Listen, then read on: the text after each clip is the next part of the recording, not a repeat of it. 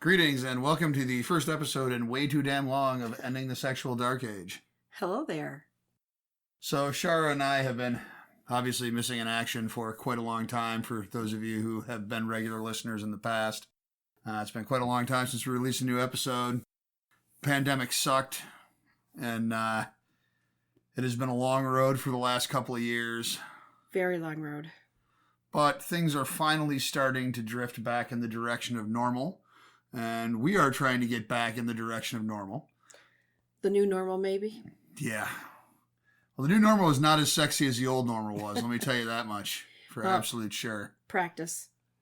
Yeah, true. So in honor of trying to get back to some kind of life the way it used to be, Shara and I have been invited by Shar Travel to put together a kink contingent for the Swingtopia takeover that is happening at Desire Resort July 23rd to 28th this year. And, all ensuing years. But since we were so successful with the Swing Set group, creating the dungeon, having the equipment built, Shar Travel asked us if we wanted to create a kink-focused group on another takeover. And we decided that we wanted to take them up on that. So for this first trip, the inaugural trip of the Swingtopia takeover, July 23rd to July 28th, we have a good amount of our dungeon crew from the Swing Set trip on the trip with us. We are going to be running a dungeon one night on that trip, the same way as we have done with the Swing Set in the past. And the exciting part for me is that we are coming into a new trip. Swing Set group is great, but that group has its own policies, its own practices. We're coming into a new trip where we basically get to set the tone and do whatever the hell we want to do. And because the resort knows us pretty well, and we have never burned the place down with all the ridiculous shit that we have done there, we get to do pretty much whatever the fuck we want. You got any commentary on that, Shara? I'm better off quiet, I think. Well, you gonna leave it all to me? Why you got a fucking microphone if you're better off quiet? Well, sometimes I'm better off quiet. We know that. I say too much and I get in trouble. Yeah, so there are going to be a few more bite-sized episodes between now and the trip. We have a lot of folks that have expressed an interest in kink that are coming on the trip through different sources. And there's still a few rooms left. Oh, yeah, and there are still some rooms left. We have done a pretty good job of selling this trip, but we definitely have some rooms left to sell. So we will have, and we're going to talk a little bit more about this over the course of the rest of the episode. We have Naughty Irish and his pet, who are old friends of ours and part of the original dungeon crew. Who actually helped us set up the dungeon the first time. Yep. So we worked, the first dungeon was 5 couples, and we have 3 of those couples on this trip. So we have more than half of the original dungeon crew. We have some other folks who have joined the dungeon crew along the way. We have a nice tight-knit unit. We have done this before. We know how to do it. The resort gives us what we need to in order to put on a good event. And over the course of the next few episodes, we'll be talking a little bit about that. Yes. So without much more ado, we're going to break into our interview guests. Make it sound all formal and shit. We're just talking. But we're going to get to our interview guests, Naughty Irish and his pet. And then we'll, our intention is over the course of the next few weeks to have some of the rest of the dungeon crew come on the show and do a few more bite-sized episodes. And we'll do a quick wrap-up at the end of the episode. Yes. All right, so without further ado, let's get to our interview. Sounds like fun. Are we ready? Sure. What are their names? Naughty and Naughty's pet. Or just pet. Oh, I'll call you pet, all right. Chocolate pet. I mean, no. She's not chocolate. Chocolate covered pet. Heavy petting. And Pat, do you like being covered in chocolate? Yes. I've discovered a new love for chocolate. Cool. That's all valid. Yeah. Yep. That's good. Now we just got to get them to take the other one down, and that'll be good. Yeah. So let's say let's kick off the part that we're actually going to publish. We'll end up doing like a little blurb intro. We'll do that tomorrow evening. Record it, and then I'll get this mixed down and published tomorrow night. Yeah. So looking at the calendar, the last time any of us, because of COVID, were at Desire was 2019. So it's been 2.5 years, and by the time we get down there, it'll be damn near 3 years since any of us have been down there. Crazy. Been a minute. Yes. I wonder if they miss us. Cece does. I was just going to say that. Cece does. We know Cece does. Yeah, so this will be a little bit of a different experience. And in regards to the kink aspect, it's going to be a level of vanillas that we have not seen since 2014 or since 2016 when we did the first dungeon night. And look how that turned out. Because at that point, it was kind of our crew carrying the torch for all the kinky stuff, and then we corrupted everybody, which was wonderful. And then so we started out with an experiment in 2016, and by the dungeon we ran in 2019, there was nobody anywhere on the resort other than the dungeon. You could apparently hear a pin drop everywhere else on the resort, which was pretty nice. I mean, the dungeon was packed. That was a good night. Mission accomplished. And thank you, Natty and Pep, because you were very helpful. Really helped make that all happen. So thank you so much, especially with all your years of experience. Yeah, Nadia and I are pretty much the equipment crew. So we get some extra hands now and again, but he and I built up and tore down most of the dungeon every time we've done it. Yep. But no, it's good. So we should still have our equipment. We're going to do, we're still talking about the exact details, but we're going to do some kind of a daytime demo. That's not scheduled yet, but since we're doing the dungeon on Monday, it'd be nice to do that on Sunday, because there was a reason we pulled it to the day before, and that was to allow conversations to percolate. And people would, after we do the demo, we ended up having people coming up to us all day and all night wanting to have conversations, which is fantastic, and we wanted to leave some time for those conversations to breathe. Right. Which turned out pretty good. So, which Natty and Pet also had the same experience, correct? Mm-hmm. Correct. We did. And Pet, did you say that you're getting some questions already? I am. We posted some up on the Facebook page, and there's some curious peoples asking some very good questions that I can't give an answer right off the bat because they're that good. Like what? Like, Didn't know you were going to have homework, did you? Come on. You're a content provider now. Uh-oh. Ricky. Okay, one is, I've never done anything in a dungeon situation. We've seen a few things on movies and such. We would like to know more about what is acceptable and not, what is spectated, what happens throughout, touching, involvement. Thanks for putting it out there. That was our first question. That's something obviously that we go into in depth at our in-person demos. So yeah, there's a lot to unpack out of something that was written as a fairly brief question. As a general answer to that question, whatever is negotiated is okay. One of the things that we find is a common misconception in folks that we are exposing to kink for the first time, or for the first giving them their first real exposure. A lot of people feel like you wake up and you say, okay, I'm kinky now, and all of a sudden you're getting gangbanged while you're strapped to the back of a rocking horse or something. And it's important to remember that there are degrees or levels to everything. We discuss in detail what is and is not going to happen in a particular scene, so that each person who is playing or each person who's having an experience is going to have the experience they're looking for, without surprises, without the unexpected. So the level of participation of anybody is in a particular scene is kind of optional, and it depends on what we're trying to accomplish for the scene. We will have a rope line in the dungeon. All the play inside the dungeon will happen inside the rope line, so that anyone who wants to come up and watch can feel comfortable, that they have a safe space to watch from. Nobody will ever be pulled into anything against their will, or get any kind of experience they didn't specifically ask for, which I think is another thing that people tend to be concerned about. It's the fear of getting pulled up on the stage at the magic show or something, and getting pulled into something you're not prepared for. But that's very much not what we are doing. If anything, we try to go out of our way to explain as much as possible and make sure that everybody knows what to expect out of the experience, which is the foundation of everybody having a good time.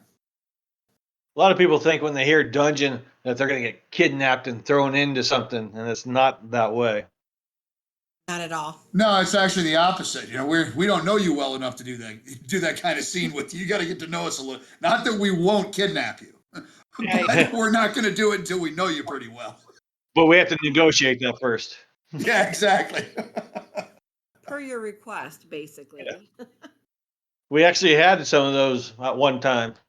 Kidnapping? Yes. Oh yeah. We were talking about that in 2019, and it was a scene that somebody had asked for, and it was just not something any of us were comfortable doing as like a kidnap scenario, just because of a lack of personal connection. Yes. Generally, what to expect for a scene: kink is always sensual. It's not always sexual. It can be, but not necessarily. The service tops that we have at our dungeon are all very experienced people. We're all kinky as fuck. A lot of people don't understand what the term service top means if they haven't been in the lifestyle. And essentially, a service top is somebody who enjoys kink and kinky play enough that it doesn't require a sexual component for us to have a good time. What we're looking for is just whatever kinky experience is gonna get somebody the ride that they're looking for. And very often in the dungeon, that is not sexual. It's something that is a sensual sensory experience. That could be one of 1,000 different things from a sensory standpoint. But there historically has not been a whole lot of sex in the dungeon, even though it is not something we actively discourage beyond don't get anybody in the splash zone. Exactly. And our tops are well versed in many different aspects of kink too.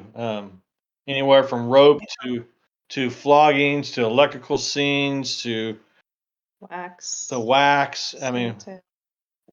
with all the tops we have, we all know quite a few different things.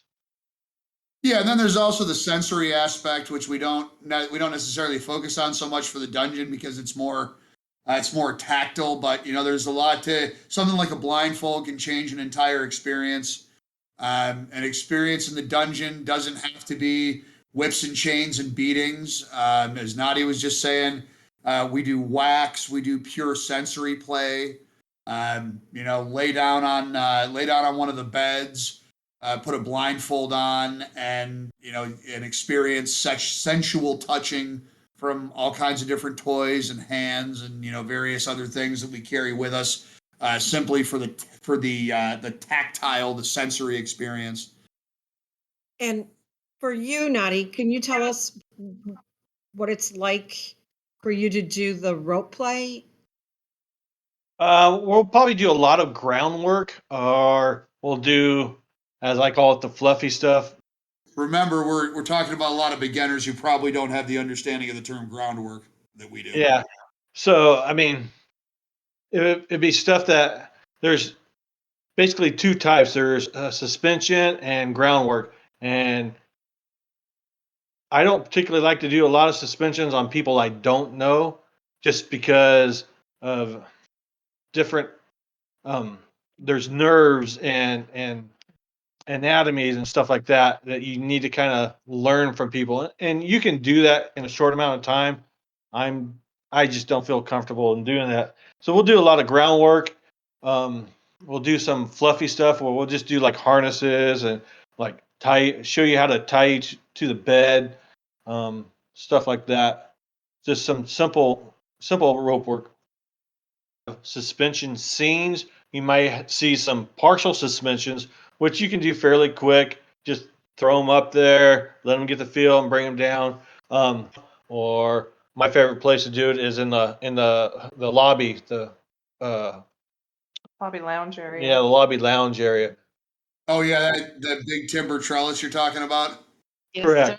That's Yeah. probably one of my favorite places to do it, right there in that lobby there. Yeah, but it's going to be July this time. True. I mean, So it may be a gajillion degrees in the lobby the entire time that we are there. correct. I mean, You would last time still do it. last time Thanks, Sarah. last time I had pet up there, it poured rain down on us. So yeah, we experienced all sorts of She loved it though. I did. yes. I know. Yep. She's lost for days. She enjoys it so much. Well, I mean, there were others that were also suspended. There were, but you go to La La Land. I do. It's fun to watch. I know, it's fun to watch. It's beautiful work. I mean, it truly is a gift. It's beautiful. At one point, we had a double suspension going on. I can't remember who it was. It was Sexy Pixie and somebody else. Fire. Oh, yes. Fire from Fire and Water. So Yeah. You think I remember that? Yeah, so Pat, any other questions jumping out that have been posted so far? Fortunately, I had to give the age-old answer of it depends. They ask what are some of the things you recommend for beginners who want to try something out? So, of course, my answer is going to be like it depends. Hair pulling, ass smacking, dirty talk, telling somebody what a little slut they are. It's all kink. I need to leave the room. Swingers are all kinky. Swingers are all kinky fuckers. They just don't call it kinky. So really all we do is turn the volume up on some of these things that, if you like rough active sex, you're already doing introductory kink, but you may not call it that. So it's, gateway sexy times. Anybody who likes having their ass smacked might like being smacked by something else. true. Anybody who likes being told what to do is experiencing domination, even though it may not be all formal and there may not be a collar involved. You might not have discussed the scene, but if you're being given orders and you're enjoying carrying them out, you're in a de facto DS situation, even though you might be just calling it active sex. So what to expect or what to experience is really just about anything you ask for that is physically safe. And as Nadi was saying, we have a pretty deep roster. I can wholeheartedly assure anyone coming on the trip that whatever their weird kinky fantasy might be, they can feel free and feel encouraged to talk to anybody from the dungeon crew about it, because nobody's going to come up with anything that freaks us out. We enjoy the unusual stuff. What's that, Nadi? I said I've yet to see that. So you're not going to freak us out.